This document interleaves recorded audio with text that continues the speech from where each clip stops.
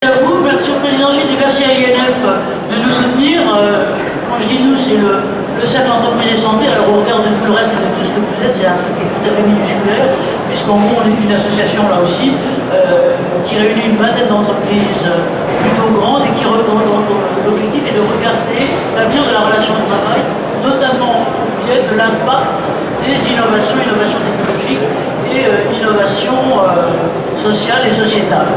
Et on a choisi, quand on a discuté de la chose avec M. Chute, on a choisi de mettre l'éclairage aujourd'hui sur quelque chose qu'on travaille au CERF depuis un petit moment, et qui est la question des exosquelettes, c'est-à-dire comment finalement apporter plus de confort, comment répondre à des défis qui sont des défis de pénibilité, mais aussi quelquefois des défis d'emploi sur le terrain, sachant encore une fois qu'on est dans l'état social et l'état d'emploi dans lequel on est. Alors on n'est pas au Japon sur lequel le vieillissement est encore plus accéléré et sur lequel, juste pour vous dire, l'âge de la retraite c'est plutôt 80 ans que 60 ou 70. Néanmoins, on est face à ce type de problématique. Alors voilà, et aujourd'hui on a le plaisir au CERF et avec INF, ce qu'on aime bien c'est mettre l'accent et l'éclairage sur des entreprises un peu préfigurantes, beaucoup préfigurantes, et qui en fait développent des solutions innovantes. Alors aujourd'hui, ce qu'on va vous présenter, je dirais, c'est un tandem, voilà, c'est un tandem quasi indissociable, avec nos deux intervenants qui sont là, qui représentent pour l'un Hervé Tradé. Et donc Hervé Tradé, Serge Grégorovitch, qui en est à la fois le président et le fondateur, mais je dirais que c'est une start-up qui a grandi. Ce qu'on peut souhaiter aux startups qui globalement sont là, donc, et qui lui venant, donc vous verrez tout à l'heure c'est très important, venant notamment d'une recherche qu'il a faite sur les exosquelettes militaires, et passé ensuite aux exosquelettes du, j'allais dire civil et globalement du professionnel. Et Colas, alors je ne sais jamais si on dit Colas ou Colas, ça dépend des endroits. Colas, voilà. Et Colas, donc, qui est incarné aujourd'hui par Bernard Young qui nous vient du nord-est, puisqu'il est plutôt du côté de Nancy, c'est ça, voilà, et qui est, j'allais dire, le grand gourou maintenant de l'exosquelette développé conjointement. Et alors, je gaffe et je dis tout, mais je dirais qu'il y a 2 ans, il n'était pas encore tombé dedans, alors que Serge est tombé dedans depuis un petit moment. Voilà, donc voilà en gros les 3 que nous sommes sur cette question des exosquelettes motorisés, je dirais plutôt orientés bien sûr, parce qu'on va le revoir sur l'exemple particulier qu'on a choisi du BTP, que c'est un métier qui est difficile, qui est très appelant et physiquement et autrement, et qui en même temps a des difficultés à recruter, donc il est tout à fait important sur tout plan de pouvoir répondre à ce type de défi. Et donc, prévention de la pénibilité, le côté positif, c'est de dire priorité au confort, priorité à essayer de donner un optimum de confort sur ces questions. Et juste, vous savez peut-être tous ce que c'est que les exosquelettes. Alors, j'ai le plaisir de vous annoncer que vous n'êtes pas des exosquelettes, mais vous êtes des endosquelettes. Puisque comme tous les mammifères vertébrés et autres, nous avons le squelette à l'intérieur et pas le squelette à l'extérieur. Donc, selon vos préférences ou vos allergies, un exosquelette dans la nature, c'est un crabe, c'est une araignée, ça peut être aussi un homard. Alors, on ne pense plus trop de parler de homard à l'Assemblée nationale ces temps-ci, mais enfin, globalement, voilà. Donc, c'est quelque chose qui a une carapace à l'extérieur. Il y a une race à part, et finalement, on peut dire que vous êtes là. Alors, je n'aurais pas encore dire, il y a une taper, mais c'est les Bernard l'ermite. Vous savez que les Bernard l'ermite empruntent des coquilles à l'extérieur, qui ne sont pas les leurs, ce qui fait que ça feinte les ennemis et que, en gros, ils ont une apparence qu'on ne sait pas. Donc c'est ça les exosquelettes, donc ça existe déjà depuis un petit moment, principalement d'abord dans le domaine militaire. Je cite celui-là parce que, encore une fois, les grandes avancées dans les équipements viennent souvent et du domaine militaire et du domaine médical. Et donc là, on en dira 2 mots tout à l'heure. Hervé Tradé a commencé par développer des exosquelettes militaires, c'est pourquoi ils ont une avance scientifique et technique, si je peux me permettre, tout à fait notable de ce côté-là. L'autre domaine qui tire, si je peux me permettre, cette application-là, qui n'est pas du domaine, j'allais dire, industriel et professionnel au sens propre, c'est médical. Et donc, vous avez peut-être vu, la semaine dernière, il y a un grand cocorico qu'on peut faire, puisque un exosquelette, mais là cette fois-ci dirigé par le cerveau, en plus avec avec une dimension de ce côté-là tout à fait importante, a été présentée encore une fois par une start-up française.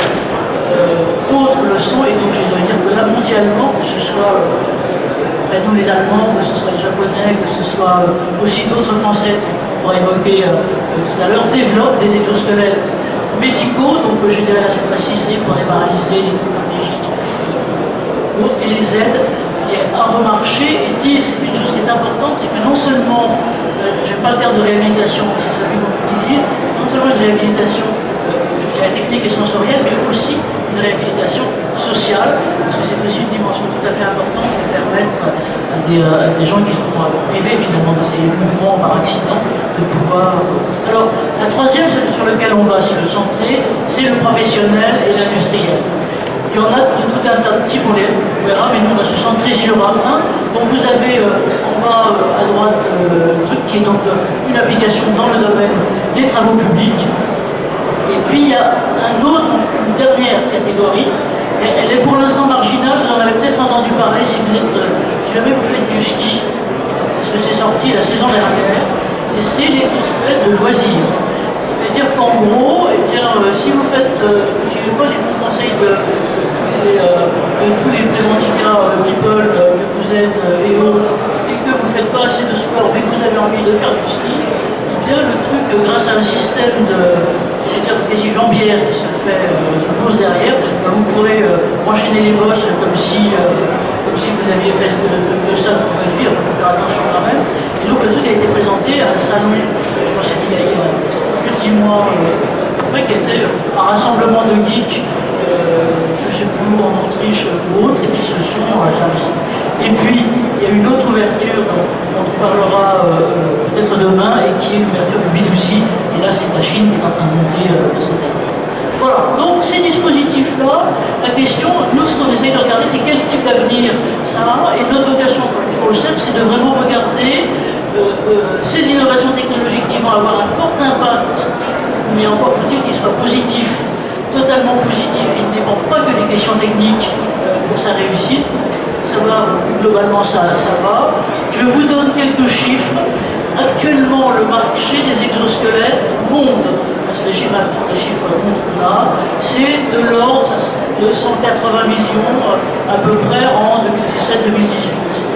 Alors les experts ne sont pas tous d'accord, j'ai d'économistes sur ce point-là, mais avec la marge est importante, mais on va y prévoir entre 2024 et 2026 un marché de l'ordre, vraiment une croissance exponentielle de l'ordre entre 2 milliards et 6 milliards monde.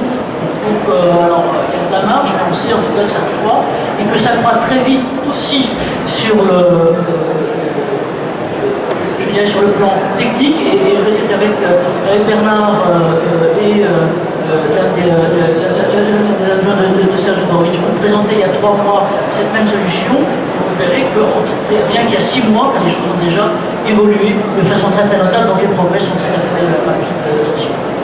Donc juste aussi pour resituer les choses, à côté des exosquelettes, je dirais, les plus fréquents, en tout cas dans ceux qui sont développés en France et qui sont, on l'appelle pas très joliment, passifs, en tout cas biomécaniques, c'est-à-dire qui n'ont pas un enrichissement de moteur électrique ou de système hydraulique ou autre, les systèmes motorisés, rares encore en France. Ça veut dire que là, de ce côté-là, dans les applications, en tout cas industrielles et professionnelles qui sont les nôtres, Hervé 3D est un pionnier, est un précurseur en la matière, mais je dirais qu'en gros, il n'est pas tout seul parce qu'il est indissociable de ce qui est à côté de nous. Là, le système de visuel qu'on vous a mis là, c'est à la fois celui qui a été développé par Hervé 3D pour le militaire, j'appelle Hercule, c'est ça?